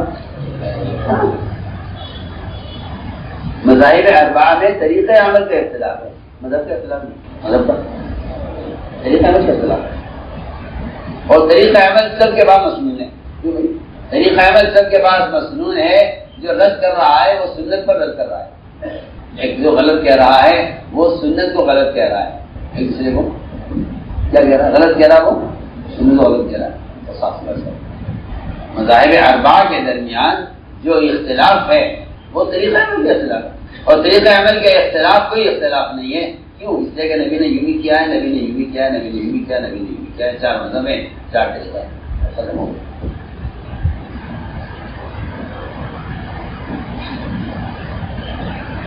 تو میں عرض کر رہا ہوں بہت بنیادی بات، یہ سوال کہ آپ کون ہیں، یہ کہتا ہوں کہ یہ سوال اتنا گندا سوال ہے کہ آپ کی طرف ہے، آپ کا یہ سوال کہ آپ کس طرف ہے، آپ کا یہ سوال یہ طرف بنا رہا ہے، کیا بنا رہا ہے، یہ طرف بنا رہا ہے، یہ اختلاف کا لفظ ہے، یہ اختلاف کا لفظ ہے کہ آپ کس طرف ہے، یہ لفظ اختلاف کا لفظ ہے کہ آپ کس طرف ہے۔ تو میں نے عرض کیا کہ یہ وساوس پیدا کرتا ہے شیطان، اس پر لوگ تحقیق کرتے ہیں کہ بھائی چلو دیکھتے کیا ہے، تو میرے کو سننے کو قرآن نے اس کو بڑی سختی سے روکا ہے، اور سارے ایمان والوں کو اس کے لیے مخاطب کیا، یا ایھا الذین آمنوا، اے سارے ایمان والوں مخلوق کے ساتھ بدگمانی کرنے سے بچو۔ اسی کا بدگمانیاں کئی آدمی کو گناہ تک پہنچا دیتی، وہ گناہ تک پہنچا دیتی ہے بدگمانی، وہ گناہ تحقیق کرنا ہے، وہ گناہ تحقیق کرنا گناہ ہے۔ آپ صلی اللہ علیہ وسلم تو معترف کے اعتراف کو انکار کر رہے ہیں اور ہم مخبر کی خبر کا یقین کرتے ہیں، فرق دیکھیے آپ اعتراف زنا کا اعتراف کرنے والے کو کہہ رہے ہیں نہیں تم نے زنا نہیں کیا، اور ہم خبر دینے والے کی خبر کا یقین کر لیتے ہیں کہ ہاں یہ صحیح کر رہا ہے۔ آپ پوچھیے، آپ خبر کر رہے ہیں، آپ نے دیکھا کہ میں نے سنا ہے؟ اور حدیث میں صاف کر دی کہ سن کر بات کا نقل کرنے والا اس سے بڑا کوئی جھوٹا، اس سے بڑا کوئی جھوٹا نہیں۔ کیوں؟ تو میں اکذب کیوں فرمایا اس کو اکذب کیوں فرمایا؟ اکذب تعریف نہیں، اکذب فرمایا، کیونکہ جھوٹ بولنا جتنا بڑا گناہ ہے، اس جھوٹ کو آگے نقل کرنا اس سے بڑا گناہ ہے۔ میں کیا کہوں، میں سچ بات کو نقل کرنا گناہ ہے، تو جھوٹ بات کو نقل کرنا کتنا بڑا گناہ ہوگا؟ پڑھیے آپ، سچ بات کو نقل کرنا گناہ ہے، پڑھیے بے شمار حدیثیں ہیں کہ آپ کو کسی کے بارے میں سچی بات آپ کو کہی گئی ہے، اس سچی بات کو آگے نقل کرنا گناہ ہے، تو جھوٹی بات کو نقل کرنا کتنا بڑا گناہ ہوگا؟ ہم نے عرض کیا کہ نہ تحقیق کرنے کی ضرورت ہے، نہ بات کو نقل کرنے کی ضرورت ہے، بلکہ ایسے موقع پر تعبیر کرنا سنت ہے۔ اس موقع پر تعبیر کرنا سنت ہے، تعبیر کرو۔ آپ سب نے تعبیر کی ہے، اس نے زنا کا اقرار کئی مرتبہ کیا، آپ نے تعبیریں کی ہیں، لعلک قبلتھا غمزتھا لمستھا۔ دیکھیے آپ سے نے کیا طریقہ بتایا ہے کہ جو آپ کے سامنے آ کر اپنے زنا کا اقرار کرے، آپ کوشش کریں کہ اس زنا کا اقرار کرنے والے کا زنا ثابت نہ ہو۔ نہیں، تم نے ہاتھ اشارہ کیا ہوگا، تم نے ہاتھ لگایا ہوگا، تم نے لڑکی کو دیکھ لیا ہوگا، تم نے لڑکی کا بوسہ لے لیا ہوگا، یہ سب صغائر ہیں، اور تم نماز پڑھ لو ہمارے ساتھ، تمہارا گناہ معاف ہو جائے گا۔ کیا ہوگا؟ میں کہتا ہوں اس زمانے میں تعبیر نہیں ہے، تحقیق ہے کہ ہم تحقیق کریں گے، تحقیق کر کے گناہ ثابت کرنے کی کوشش کرتے ہیں۔ گناہ ثابت کرنے کی کوشش کرنا یہ فسادی ہے، جن کے دماغ میں فساد ہوتا ہے وہ گناہ کو ثابت کرنے کی کوشش کرتے ہیں، یہ ثابت ہے، اور جن کے مزاج میں اصلاح ہوتی ہے اللہ تعالیٰ اصلاح کا کام ان سے لیتے ہیں، جو کسی گناہ کو اپنی آنکھ سے دیکھ کر بھی ذکر نہیں کرتے۔ عمر رضی اللہ تعالیٰ نے ایک شخص کو شراب پیتے ہوئے دیکھا تھا، مگر اس کی کسی کو خبر نہیں کی، کسی کو اس کی خبر نہیں کی، اور وہ بھی اس طرح دیکھ لیا تھا کہ اس کے لیے عمر نے قدم اٹھایا دیکھنے کے لیے، لیکن کسی کو اس کی خبر نہیں کی۔ اللہ نے حضرت عمر رضی اللہ تعالیٰ عنہ کے اس فعل کی، اس طریقے کی وجہ سے اللہ نے اس شخص کو شراب سے بچا لیا۔ اس نے کہا کہ عمر، میں نے تو اس رات ہی شراب چھوڑنے کا فیصلہ کر لیا تھا جس رات آپ نے مجھے دیکھا تھا، لیکن اس کے شراب کے چھوڑنے اور اس کی اصلاح کا سبب حضرت عمر رضی اللہ تعالیٰ عنہ کے اس کے عیب کو چھپانا ہوا ہے۔ تو اسے میں عرض کر چکا ہوں کہ اگر گمان ٹھیک کر لے تو ایک آدمی کی اصلاح گمان سے ہو جاتی ہے۔ تو میں نے عرض کیا کہ یہ ہے اصل بات، اتنی تو آدمی خبر پہنچائے اس میں چاہیے تحقیق کا حکم کیوں ہے؟ تحقیق کا حکم اس لیے نہیں ہے کہ مسلمان کا گناہ ثابت ہو جائے، یہ تو حرام ہے۔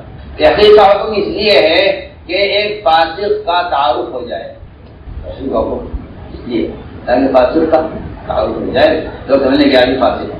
آئندہ آپ اس کی خبر سے، اور آئندہ آپ اس کی باتوں سے، اور آئندہ آپ اس کی کسی بات کے بیان کرنے سے آپ چوکنا رہیں، اس کے لیے فرمایا تحقیق کرو۔ سنیے کتنی واضح بات، ہمیں کیسے پتہ چلے گا کہ یہ خبر والا مومن ہے فاسق ہے؟ اس کی پیشہ میں لکھا ہوا کہ بھائی یہ فاسق ہے، یہ مومن ہے۔ ہمیں کیسے پتہ چلے کہ مخبر مومن ہے یا فاسق ہے؟ میں کہتا ہوں بہت ہی آسان بات ہے، اگر خبر کرنے والا شخص مومن کے بارے میں اچھی بات کہہ رہا ہے تو یہ مومن ہے، اور اگر یہ مومن کی غلط بات کو نقل کر رہا ہے تو یہ فاسق ہے۔ یہ فرق، اگر مسلمان کو مومن کو نقصان پہنچانے والی بات کر رہا ہے تو یہ فاسق ہے، اور اگر یہ مومن کا عیب بیان کر رہا ہے تو یہ فاسق ہے، اور اگر اس کی بات، اگر یہ بات نقل کر رہا ہے، یہ اچھی بات نقل کر رہا ہے تو یہ مومن ہے، وہ تو اس کی بات سے اندازہ ہو جائے گا مومن ہے یا فاسق ہے۔ جی ہاں، اس لیے قرآن نے یہ کہا ہے ان جاءکم فاسق بنبأ، اگر کوئی فاسق کے پاس خبر لائے تو تم تحقیق کرو، کیونکہ اس واقعے میں عرض کروں گا، اس میں خبر لانے والا شخص وہ ایسی خبر لایا ہے کہ جس میں مومن کی طرف غلط چیز کی نسبت کی گئی۔ میں بہت اہم بات کہہ رہا ہوں، مومنین کی طرف غلط چیز کی نسبت کی گئی ہے، اس لیے تحقیق کا حکم ہے، یعنی مومن ایسا نہیں ہو سکتا۔ کیونکہ آج کل یہ لوگوں کا معمول بن گیا ہے، پہلے تو کہیں کسی سے ملاقات ہو گئی، کہیں کسی تقریب میں ملاقات ہو گئی، بیٹھ گئے تو کسی کا ذکر چھڑ گیا اور کسی کی غیبت ہو گئی، لیکن اب تو غیبت کرنے کے لیے گروپ بنے ہوئے ہیں۔ ایک امریکہ میں بیٹھا ہے، ایک ہندوستان میں بیٹھا ہے، اور دونوں ان جیسے موبائلوں سے غیبت میں مشغول ہیں۔ بڑی حیرت ہوتی ہے، بہت تعجب ہوتا ہے مجھے لوگوں کے اس اشتہار اور اس غلط رائے پر مجھے حیرت ہوتی ہے کہ لوگ کہتے ہیں کہ یہ بھی طریقہ تعلیم ہے، اور یہ بھی طریقہ استفادہ علم ہے، یہ بھی ہو سکتا ہے، اور اس نے اتنی شدت سے خیال نہیں کرنی چاہیے۔ مجھے بڑی حیرت ہوا، تعجب ہوئی جبکہ علم ذکر تلاوت، علم ذکر اور تلاوت، یہ تینوں چیزیں تبتل کا تقاضا کرتی ہیں، تبتل کا تقاضا کرتی ہیں۔ علم ذکر اور اس لیے تبتل کا تقاضا کرتی ہیں کہ یہ تینوں چیزیں نماز کی روح ہیں۔ نماز ذکر اکبر ہے، نماز ایسا ذکر اکبر ہے جو بیت اللہ سے بھی تبتل کا تقاضا کرتا ہے۔ یہ میں کیا بول رہا ہوں، نماز ایسا ذکر ہے جو جس کا دیکھنا سراسر نہیں کیا، جس کا دیکھنا سراسر ہے۔ ایک نظر آپ بیت اللہ کو، صرف ایک سیکنڈ، کیا سیکنڈ بہت بڑا ہوتا ہے، ادھر ایک نظر آپ بیت اللہ کو دیکھ کر نظر پھیر لیں تو آپ کو دیکھے مل جائے، لیکن نماز میں آپ بیت اللہ کو نہیں دیکھتے۔ اس خیال سے نہیں کہ اللہ کا کرے گا، نہیں، اس خیال سے نہیں اللہ کا کرے گا۔ جب نماز اللہ اکبر وہ ایسا ذکر ہے کہ وہ اللہ کے غیر سے کٹنا ہے، اس میں اگرچہ آپ بیت اللہ کے سامنے کھڑے ہیں اور بیت اللہ بھی نماز میں اللہ کا غیر، اس کی طرف رخ کرنے کا حکم ہے، اس کی طرف دیکھنے کا حکم نہیں۔ میں سوال کر رہا تھا درمیان میں کہ جب اتنی عظیم چیز سے نماز کے ذکر میں تبتل کا حکم ہے تو بتائیے صحیح تلاوت میں ایسے آلات سے تبتل کا کیا حکم ہوگا جو خالص غفلت اور گناہ اور حرام سے بھرے ہوئے ہیں۔ آپ سوچیے، آپ کی اشتہاد کو داد دی جائے، آپ کی اشتہاد کو داد دی جائے، آپ کے اشتہاد کو داد دی جائے، ایسے میں جہاں بیت اللہ اللہ کی قدرت کا سب سے بڑا نظر ہے، اس سے تبتل، کامل تبتل ضروری ہے نماز میں۔ تو علم اور ذکر اور تلاوت جو نماز کے کی روح ہے، نماز کی بنیادی فرائض ہے، اس میں اس گندے آلے سے تبتل نہ ہو۔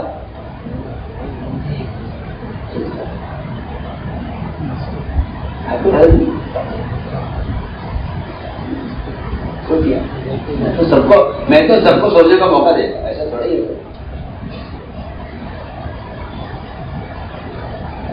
مجھے بڑی حیرت اس پر ہے کہ منکرات کو مختلف کی بنا دیا جائے تاکہ یا تو یہ منکر کی فہرست سے نکل جائے یا کم سے کم لوگوں کے لیے سہولت ہو جائے۔ لوگوں کے لیے اتنا موٹا قرآن اٹھا کے ہاتھ میں کون چلے گا؟ میں کہتا ہوں قرآن کی عظمت کے دلوں سے نکل جانے خدا کی قسم علامت ہے کہ آپ تھوڑا سا موبائل رکھ کے قرآن پڑھیں، آپ کو کیا اتنا موٹا قرآن ہاتھ میں لے کے چلنے کی۔ قادسیہ کی جنگ میں صحابہ کے ساتھ قرآن کا اس پر اللہ نے مدد کی ہے، عمل کیا ہے کہ جو یہ حالات مل گئے لوگوں کو غیبت کرنے کے لیے، آپ کو صبر کرنے کی ضرورت ہے۔ آپ اپنے گروپ بنائیے اور اس دسترخوان کو لمبا کر کے آپ اسے بیٹھ کے اس میں غیبت کی سہولت ہے آپ کو۔ اب آپ کو غیبت کے لیے صبر کرنے کی ضرورت نہیں، آپ جہاں بیٹھے وہیں آپ کا ہاتھ وہیں تک پہنچ جائے گا۔ اس پیالے میں سب غیبت کرنے کے لیے جمع ہیں، آپ کا کہاں پہنچ جائے گا، آپ جہاں بھی بیٹھے ہیں تو آپ سے بالکل میں نے عرض کیا کہ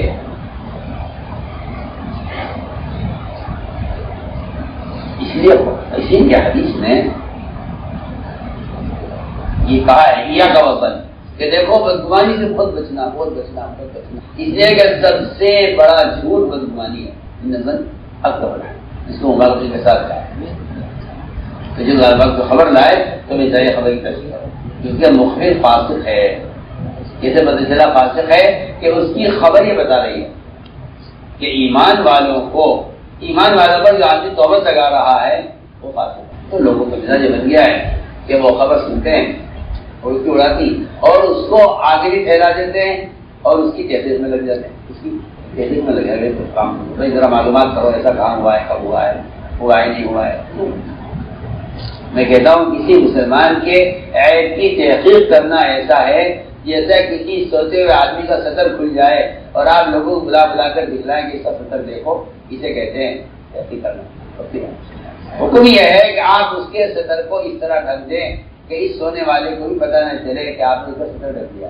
ہاں، اگر آپ اس کو جگا رہے ہیں، اٹھا رہے ہیں کہنے کے لیے کہ آپ کا سطر چھپا لیجیے، تو یہ اس کی بھی ممانعت ہے کہ اس کو یہ پتہ چل گیا کہ آپ نے اس کو دیکھا ہے۔ کتنی احتیاط ہے، آدمی سو رہا ہے تو سطر کھل گیا، لنگی کھل گئی اس کی، آپ اس کو جگا نہیں سکتے، شریعت کہتی ہے آپ اس کو جگا نہیں سکتے کہ ویسا اٹھ جائیے لنگی جی کر لیجیے، آپ الگ کپڑا لا کے اس کو ڈال دیجیے، اس کو نہ پتہ چلے کہ اس کا صدر کھلا ہوا تھا۔ سنیے تو صحیح، جب صدر کھلنے والے کو ہی معلوم ہونا چاہیے تو کیا کسی اور کو بتا سکتے ہیں فلاں صدر کھلا ہوا؟ عیب دے کر چھپا دینا، اس کے لیے اس شخص کے لیے اتنا اجر ہے جتنا کسی زندہ لڑکی کو دفن کر دیا جائے قبر میں اور اس کو زندہ نکال دیا جائے، اس کو زندہ نکال دیا جائے، یہ حدیث میں۔ تو میں نے عرض کیا کہ ہاں یہ ہر زمانے میں ہوگا کہ مسلمانوں کے درمیان اختلاف اور فساد پیدا کرنے والا عملہ مستقل کام کرے گا، یہ تو اس کام کے ساتھ اور ہم کام کے ساتھ یہ تو مستقل سلسلہ جڑا ہوا ہے، یہ سلسلہ مستقل جڑا ہوا ہے۔ اس طرح نبی کے ساتھ جنی انسی شیاطین نبی کے ساتھ ہیں، اس طرح نبیوں نبوت کا کام کرنے والوں کے ساتھ ہی لگے ہوئے ہیں۔ اس حکم میں فضل ہوں ایسا ہوں، انہیں بھی چھوڑیے، ان کے اس طرح کو بھی آپ چھوڑیے، اپنا کام نہیں۔ تو میں نے کیا کہ واقعہ پیش آیا، ایک قبیلہ تھا، قبیلہ بنو مستلق، مالدار قبیلہ تھا، بڑا قبیلہ تھا، وہ اسلام میں داخل ہوا، اور جب اسلام قبول کیا تو وہیں آپ کی مجلس میں ہی جب آپ نے فرمایا کہ زکات بھی دینی ہے، مال کی زکات دینی ہے، تو انہوں نے آپ کی مجلس میں وہی بیٹھے فوراً اسلام قبول کرتے ہی، اس لیے کہ اسلام کا قبول کرنا وہ عمل پیش کرنا ہوتا تھا۔ اسلام کا قبول کرنا عمل پیش کرنا ہے، اور عمل کا انکار کر دینا کفر ہے۔ عمل پیش کرنا اسلام قبول کرنا ہے، عمل پیش کرنا اسلام قبول کرنا ہے، عمل کو رد کر دینا اسلام کا انکار کر دینا، سیدھی بات ہے۔ انہوں نے یہ نہیں کہا کہ ہم زکات کے فرض ہونے پر اسلام لائے ہیں، نہیں، یہ نہیں کہا۔ انہوں نے کہا کہ ہم اسلام لائے ہیں، زکات ہم لا کر آپ کو دیں، آپ کا آدمی آ کر لے گا، زکات ہم آپ کو دیں، آپ کا آدمی آ کر لے گا، زکات اغنیاء سے دی جائے گی، فقراء کو دی جائے گی، یہ زکات کا مصرف ہے اور یہ زکات کا طریقہ ہے کہ زکات اغنیاء سے دی جائے گی اور فقراء کو دی جائے گی۔ اس لیے میرا بہت دل چاہتا ہے، بہت دل چاہتا ہے، اللہ کرے یہ چیز وجود میں آ جائے لوگوں کے تعاون سے اور ان کی فکر سے کہ زکات کا مال تو ہو جائے فقراء کے لیے اور مال مزکہ ہو جائے تعلیمی نظام کے لیے، کیونکہ تعلیم تزکیہ ہے اور تزکیہ مال مزکہ جاتا ہے، مال زکات میں تزکیہ ہوتا ہے، تزکیہ مال زکات سے نہیں ہوتا، کیونکہ زکات مال کا میل ہے، زکات مال کا میل ہے، زکات مال کا میل ہے، اس کے مضر اثرات سے صرف مستحق محفوظ ہے، مستحق محفوظ ہے، اور اگر غنی نے اس کو استعمال کیا تو اس کے مضر اثرات وہ غنی پر پڑیں گے۔ میری دل کی چاہت ہے کہ اغنیاء اس بات کا ارادہ کر لیں، اغنیاء اس بات کو طے کر لیں کہ ہمارے پاس تمام سبل خیر کے لیے، مدارس کے لیے، مساجد کے لیے، مکاتب کے لیے ہمارے پاس اس کے لیے ہمارے مزکہ ہے، اس کا زکات دی جا چکی ہے، اور جو زکات ہے وہ فقراء کے لیے۔ سفراء کو چاہیے کہ وہ مال مزکہ کا مطالبہ دیکھتا ہوں کہ سفراء بھی زکات کے مال کا مطالبہ کرتے ہیں اور زکات دینے والے بھی صرف خیری کام کے لیے زکات پیش کرتے ہیں اور سمجھتے ہیں میری زکات کا سب سے بہترین مطلب یہ ہے کہ مجھے کوئی خیر کا تعلیم کا کام مل جائے جسے میرا زکات کا مال خرچ ہو جائے، میں حیران یہ کیا ہوگا۔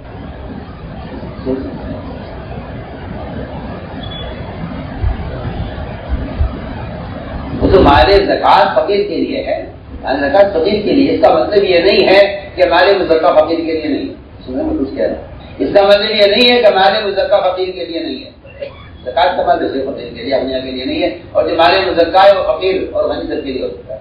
کہاں یہ کہا لازم ہے کہ فقیر کو زکات کا ہی مال دیا جائے، یہ ہے کہ غنی کو زکات کا مال نہ دیا جائے۔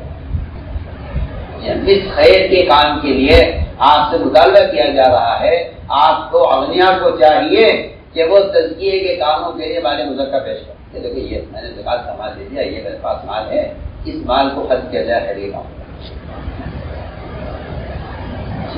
یہ ہے تزکیے کا راستہ۔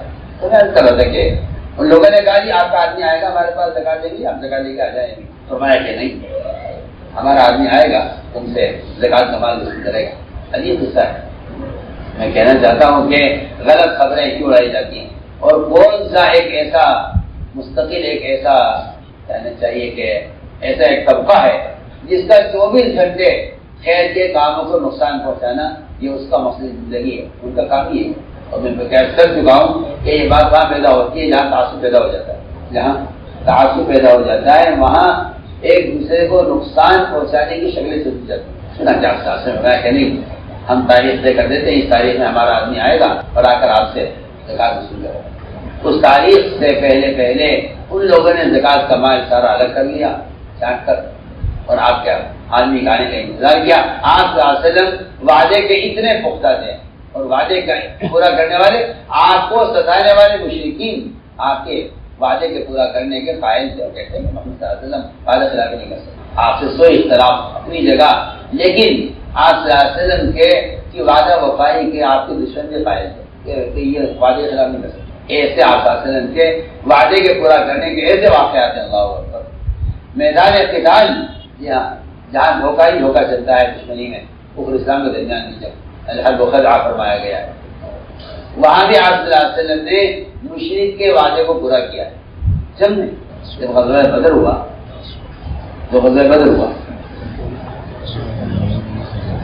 اس موقع پر جب آپ چلے میدان کی طرف تو آپ کے قافلے سے 2 صحابہ مشرکین کے قید سے رہ گئے، مشرکین نے ان کو پکڑ لیا، پکڑ کے لے گئے، دونوں کو گڑیاں ڈال کر قیدی بنا لیا۔ ادھر میدان بدر تیار، آپ نے دیکھا 2 صحابی نہیں ہیں، حالانکہ بہت تھوڑا مجمع تھا آپ کے ساتھ اور فرد کی آپ کو ضرورت تھی۔ اس وقت 2 صحابی آئے، ان دونوں کو ایک کا نام جو ہے حذیل تھا، ایک کا نام حذیفہ تھا، ان دونوں کو مشرکین نے قید کر ادھر بدر کی جنگ تیار، اور آپ جانتے ہیں اثناء بدریین اور بدریین کا اللہ کیا مقام کیا ہے۔ اللہ اکبر۔ ان دونوں نے یہ چال چلی دشمن کے خلاف اپنی جان بچانے کے لیے، انہوں نے یہ چال چلی دونوں نے کہ انہوں نے کفار سے یہ کہا کہ ہم تم سے وعدہ کرتے ہیں اگر تمہیں چھوڑ دو گے تو ہم تم سے لڑیں گے بھی نہیں اور تم سے لڑنے والوں کی مدد بھی نہیں کریں گے۔ کیا آپ سوچیے، نبی کی نصرت اور خود قتال فرض، نبی کی مدد کرنا فرض، سوچیے مگر انہوں نے اپنی جان بچانے کے لیے، ادھر جان بھی بچانی فرض ہے، ادھر قتال بھی فرض ہے۔ ان سارے حالات کا تقاضا یہ تھا کہ ان مشرکین کو اس وقت دھوکہ دے کر کسی طرح جان بچائی جائے۔ دونوں نے وعدہ کر لیا مشرکین نے اپنے قیدی کے وعدے کا ایسا یقین کیا۔ آپ اندازہ کیجئے اس زمانے میں مسلمان سچ بولتا تھا کہ ایک کافر بھی اپنے قیدی کے ہاتھ میں آئے ہوئے قیدی کی بات کا یقین کر جاتا ہے، انہوں نے کہا ٹھیک اگر آپ یہ وعدہ کرتے ہیں معمول ہو جاتا ہے۔ یہ دونوں قیدی حذیفہ اور حذیل رضی اللہ عنہما دونوں کے دونوں قیدی وہاں سے نکلے مشرکین کے قید سے اور سیدھے آئے دوڑتے ہوئے قافلے کے پاس۔ آپ پوچھا تم کہاں گئے، کیا ہوا؟ کہ جی اللہ ہمیں تو مشرکین نے قید کر لیا تھا اور ہم نے یہ دھوکہ دے کر آئے ہیں، اور میں تم سے وعدہ کر لیا کہ جب ہم سے وعدہ کر لیا کہ ہم نہ تم سے قتال کریں گے اور نہ تم سے قتال کرنے والوں کی مدد کریں گے، اس پر ہم نے چھوڑ دیا۔ آپ ساتھ بڑھے میدان کی طرف تو یہ دونوں ہی چلے آپ کے ساتھ، ہمیں تم دونوں یہاں بیٹھ جاؤ، تم غزوہ بدر میں شریک نہیں ہو، تم غزوہ بدر میں یہ دونوں بدریین نہیں ہو سکے، غزوے میں شریک نہیں ہوئے، ہمیں یہاں بیٹھ جاؤ، تم نے وعدہ کیا ہے کفار سے، میں وعدہ خلافی نہیں کرتا۔ لکھا ہے سیرت میں کہ آپ کو اس وقت ایک ایک فرد کی ضرورت تھی، ایک فرد کی قیمت، لیکن اگر کافر سے آپ نے وعدہ کر لیا ہے، حالانکہ کیا کیا کسی مال کا وعدہ کرتے ہیں، کچھ دینے کا وعدہ کرتے ہیں، انہوں نے کہا کہ نہ ہم آپ سے قتال کریں گے نہ آپ کے ایسے قتال کرنے والوں کی مدد کریں گے، ہم آپ سے وعدہ کرتے ہیں ہمیشہ۔ میں عرض کر رہا تھا کہ وہ جانتے تھے کیا وعدہ خلافی نہیں ہے۔ آپ صلی اللہ علیہ وسلم نے وعدے کے مطابق آدمی بھیجا تھا کہ جاؤ جا کے ان سے زکات کا مال لے کر، راستے میں ایک فاسق ملا، ہمیں کہاں جا رہے ہیں کہ ہم تو وہاں جا رہے ہیں بنو مستلق سے زکات دینے کے لیے، اللہ کے رسول نے بھیجا ہے۔ اس نے کہا کہ آپ کو صورتحال معلوم نہیں ہے، میں آپ کا بڑا خیر خواہ ہوں، میں آپ کو اپنی آنکھوں سے دیکھ کر آپ کا حال بتا رہا ہوں، اگر آپ آگے بڑھے اور آپ ان کی بستی تک پہنچ گئے تو وہ بستی والے آپ کو قتل کرنے کے انتظار میں باہر کھڑے ہوئے، مجھے خبر۔ اور پوری بستی نے زکات دینے سے انکار کر دیا، وہ زکات نہیں دے گا۔ میں آپ کی خیر خواہی میں کہہ رہا ہوں، آپ اکیلے ہیں، آپ وہاں جائیں گے وہ آپ کو قتل کر دیں گے، آپ آگے نہ بڑھیں، جائیے جا کے خبر کر دیجیے اپنے نبی کو کہ ہمیں اس قوم نے، اس قبیلے نے زکات دینے سے انکار کر دیا ہے اور آپ کے آدمی کو قتل کرنا چاہتے ہیں۔ اس خبر کو لے کر یہ آدھے راستے واپس ہو، آدھے راستے واپس ہو گئے، وہاں پہنچے، کیا ہوا؟ اصلا وہ تو سارے میرے قتل کے لیے باہر کھڑے ہوئے ہیں اور زکات دینے سے انکار کر رہے ہیں۔ یہ خبر حقیقت کیا تھی؟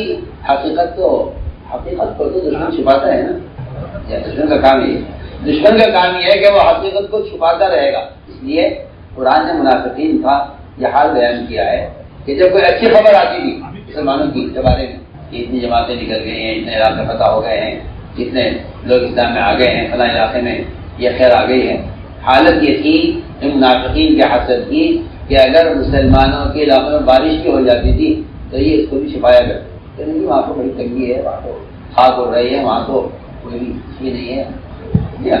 قرآن نے حال بیان کیا ہے کہ اگر مسلمانوں کے بارے میں اچھی خبر آ جائے تو یہ اس کو دفن کر دیں گے، اس کو چھپا دیں گے، اور اگر کوئی بری خبر آ جائے مسلمانوں کے حق میں تو یہ اس کو پھیلائیں گے، اس کو نشر کریں گے، لوگوں کو بتائیں گے کہ یہ ہو رہا ہے، یہ ہو رہا ہے۔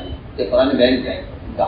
اس فاسق نے آ کر انصاف سے کہا کہ وہ تو تمہارے قتل کے لیے باہر کھڑے ہوئے ہیں، حالانکہ وہ استقبال کے لیے کھڑے ہوئے کہ اللہ کے رسول کی طرف سے زکات کا وصول کرنے والا آدمی آئے گا، ہم اس سے استقبال کریں گے اور اس کو مال پیش کریں گے اور اسے اکرام کریں گے۔ اور اس نے جا کر اس نے خبر یہ دی، ساری آزاد واپس ہو گئے، سارا واقعہ آپ کو آ کے عرض کیا سنا، میں تو گیا تھا لیکن وہاں تو حالات یہ ہیں، یہ بات رات سے معلوم ہوئی ہے۔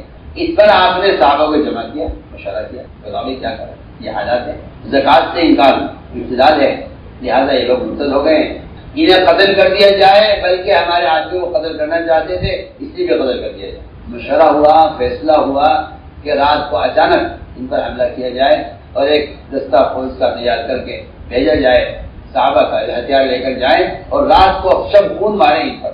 اتنا بڑا فیصلہ بالکل یعنی کیا کہنا چاہیے کہ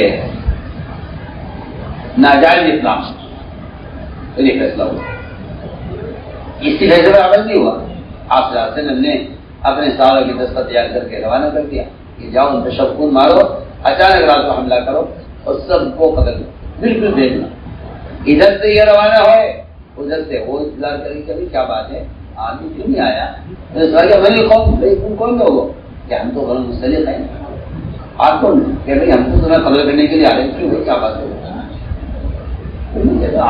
آپ مل کر بیٹھے تو صحیح، سوچی تو صحیح۔ ادھر وہ سوال کر رہے آپ کون ہیں، سوال میں آپ کون ہیں، آپ کہاں جا رہے ہیں؟ کہ ہم آپ کو قتل کرنے آ رہے ہیں۔ کیوں کہ آپ نے یہ کہا ہے کہ زکات نہیں دیں گے اور آپ نے ہمارے آدمی کو قتل کا ارادہ کیا ہے، تاکہ کس نے بات اڑائی ہے؟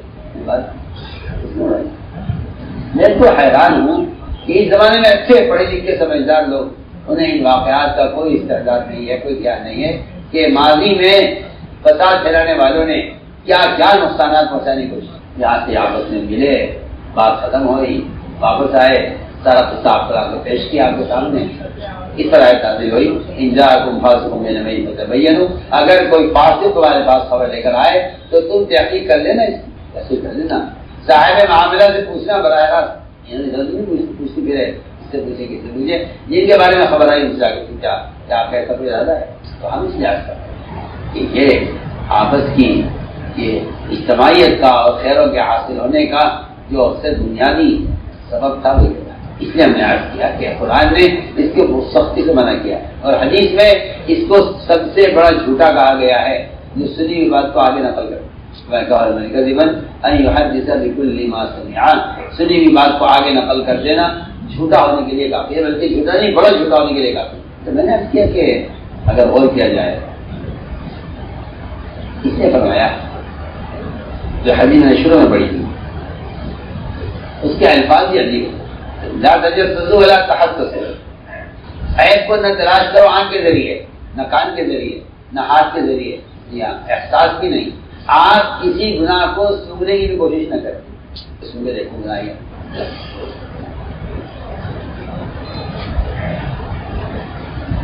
آگے یہ فرمایا ولا تحاسدوا ولا تحاسدوا، اے محبت سے حسد مت کرو، ایک دوسرے سے حسد مت کرو، کیونکہ سارے شر کے آنے کا سبب بھی حسد ہے اور ساری خیروں سے محرومی کا سبب بھی حسد ہے. یہ بہت بڑی بیماری ہے اور یہ ایسا روگ ہے حسد جو نیکیوں کو جلا کر راکھ کر دیتا ہے. بلکہ کہا جائے گا کہ ابلیس کے ابلیس بننے کا سبب حسد ہے. ابلیس کے ابلیس بننے کا سبب حسد ہے، کیونکہ اللہ تعالیٰ کی کئی نافرمانی آسمان میں ہو رہی ہے، وہ حسد کی وجہ سے کئی نافرمانی آسمان میں، اس لیے حسد کی وجہ سے اللہ کی کئی نافرمانی آسمانوں میں حسد کی وجہ سے ہوئی. کیوں؟ کیا حسد؟ انا خیر منہ، جو درجہ آپ ان کو دے دیں وہ درجہ مجھے ملنا چاہیے تھا. یہ کسی بات، اور میں کہتا ہوں آپ سے اللہ تعالیٰ کے احکام کے پورا کرنے میں رکاوٹ سب سے بڑی خبر ہے کیا ہے؟ یعنی اللہ کے احکام کی مخالفت کرنے میں جو سب سے بڑا سبب ہے وہ انسان کی عقل ہے. عقل ہے، عقل، جی ہاں عقل ہے اصل. اس لیے عقل کو اتنا غلام بنایا ہے شریعت کا کہ جہاں آپ عقل داخل کریں گے وہاں آپ تحریف سے بچ نہیں سکیں گے. آج بھی جو لوگ تحریف کرتے ہیں قرآن میں، یہ جن کا لوگوں کا خیال یہ ہے کہ بھئی بعض قرآن میں ایسی چیزیں ہیں جو زمانے کے اعتبار سے تو ٹھیک تھی لیکن آج کے حالات میں یا کسی ملک کے اعتبار سے فلاں ٹھیک نہیں ہے. میں کہتا ہوں یہ سب سے بڑا زندیق اور ملحد ہے. اس کا خیال یہ ہے کہ قرآن کا ایک حرف کہہ رہا ہوں، ایک حرف کی اگر آپ یہ کہہ دیں کہ اس زمانے کے اعتبار سے یہ مناسب نہیں ہے تو یہ آپ کی عقل کا تقاضا ہے جو تحریف پر آپ کو آمادہ کر رہا ہے. شریعت میں تغییر اور قرآن میں تحریف کس سے ہوتی ہے؟ عقل سے. اللہ غریب رحمت اللہ نے اقبال کو 2 لفظوں میں انہوں نے عقل کی تعریف کر. 2 لفظ. عقل کو تنقید سے فرصت نہیں، عشق پر اعمال کی بنیاد رکھ. ایسا میں لکھا ہے اگر شیطان کو عشق ہوتا تو یہ انکار نہ کرتا.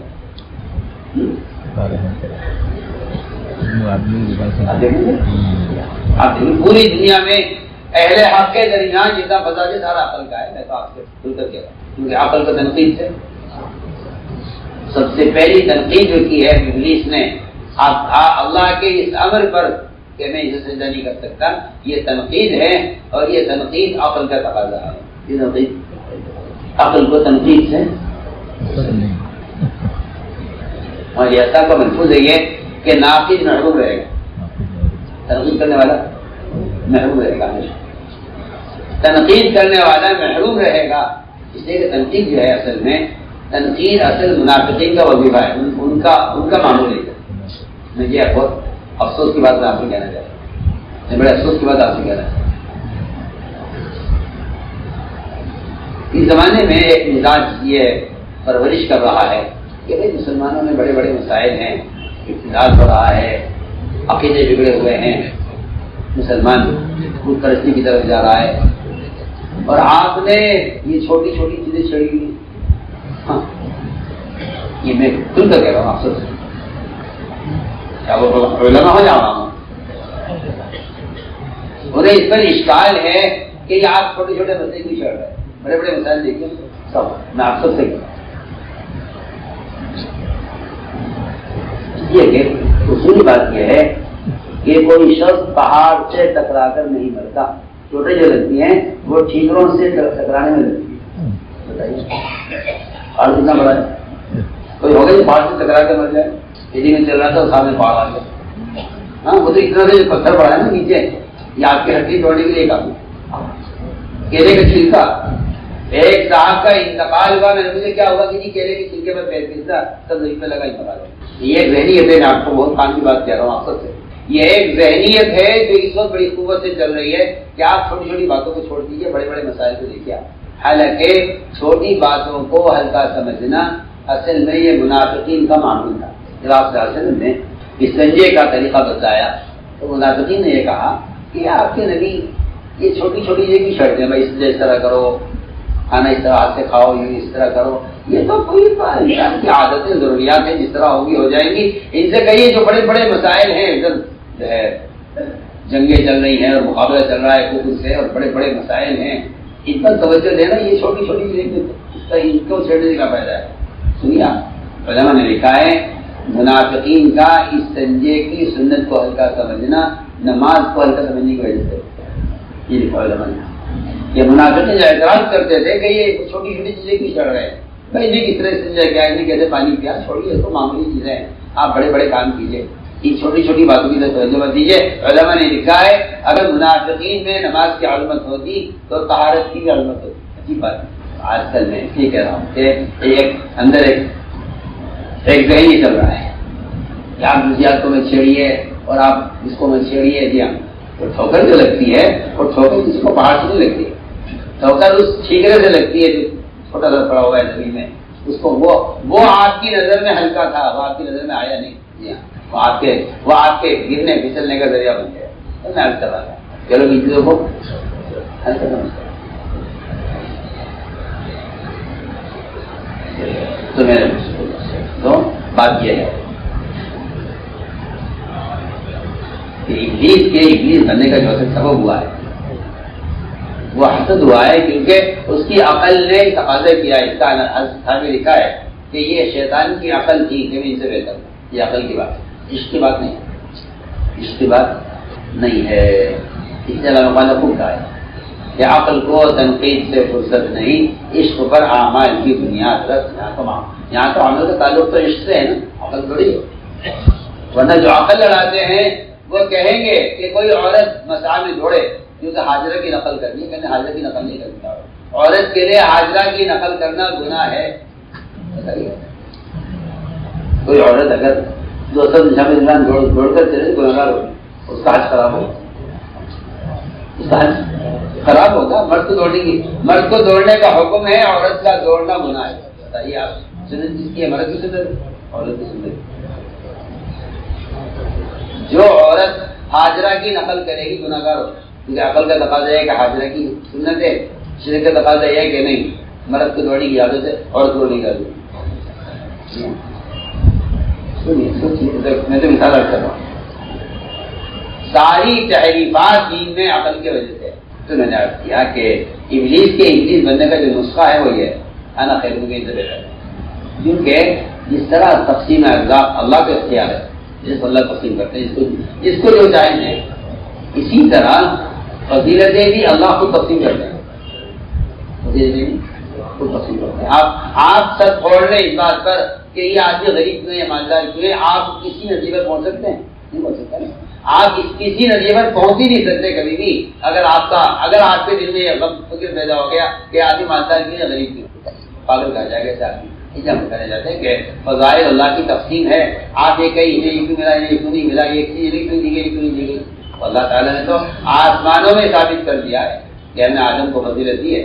اب اگر کوئی آدمی اس فضیلت کو فضیلت نہیں سمجھتا، اللہ کے اس عمل کو پورا نہیں کرتا، تو وہ اس لیے بھی کسی عمل کے قابل نہیں رہے گا۔ یہ ہے اصل بات، یہ ہے اصل بات کہ اللہ نے ابلیس سے اپنی عبادت کی توفیق سلب کر دی۔ یہ تو نہیں فرمایا کہ ٹھیک ہے اگر تم یہ نہیں کرتے تو یہ کرتے رہو، جو کر رہے ہو وہ تو کرتے رہو۔ نہیں، بہت اہم بات آتا ہے۔ بعض مرتبہ آدمی کو حسد اگلی نیکیوں سے نہیں محروم کرتا بلکہ پچھلے معمول سے محروم کر دیتا ہے۔ وہ ہوتا ہے کہ یہ تو ہمارا یہ مطالبہ پورا کر دو ورنہ ہم کچھ بھی نہیں کریں گے۔ بے شمار مثالیں ہیں، یا تو ہماری یہ سب پوری کر دو ورنہ ہم کچھ بھی نہیں کریں گے۔ ایک جز کا انکار آدمی کو کل سے محروم کر دیتا ہے، اس کا انکار کچھ سے محروم کر دیتا ہے۔ آپ دیکھ لیجیے اس کے قصے کا خلاصہ یہ ہے کہ ایک عمل کا انکار کیا تھا، وہ سارے عوام سے محروم ہو گیا، کہ سب سے زیادہ عمل کرنے والے وہ ڈرنا چاہیے۔ وجہ اس کی حسد ہے، کیونکہ حسد کرنے والا اللہ کی تقسیم سے اختلاف کر رہا ہے۔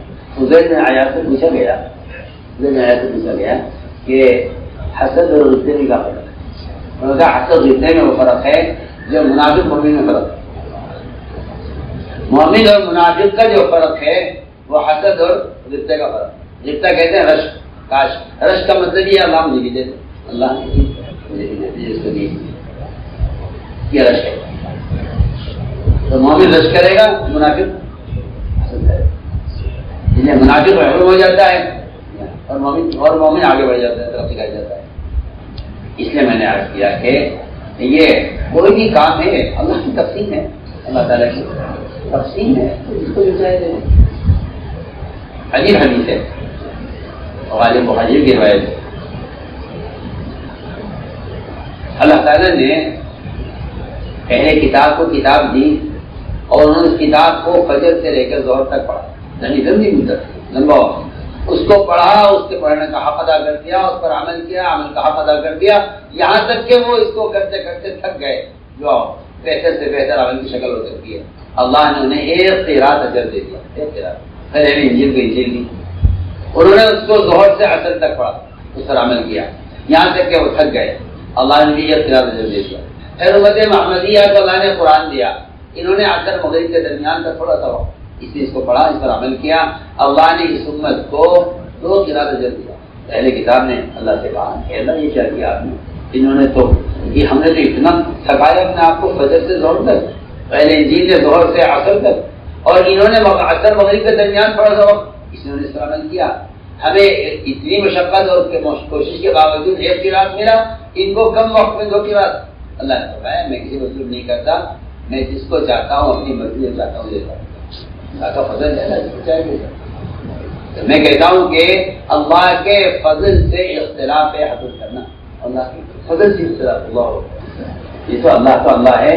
میں بتاؤں آپ کو اگلی بات، اگر کوئی رسول کے فضل سے بھی اختلاف کرے گا تو محروم ہو جائے گا۔ جتنا بھی ظاہری نظام ہے